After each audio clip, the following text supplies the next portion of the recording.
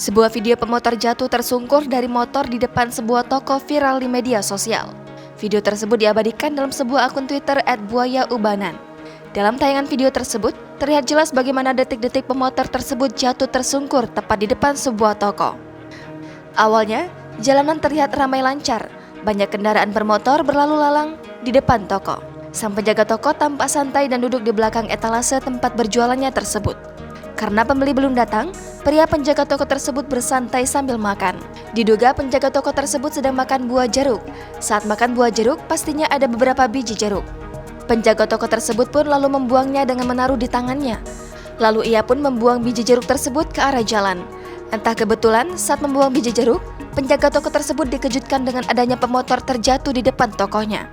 Pemotor bersama boncengannya pun jatuh dan menatap aspal. Kemudian ia pun bereaksi dengan cara menolong pemotor tersebut. Beberapa warga sekitar pun juga membantu pemotor yang terjatuh tadi dan menepikan motornya agar tidak mengganggu lalu lintas. Caption dalam unggahan tersebut pun membuat warganet meresponnya dengan komentar kocak.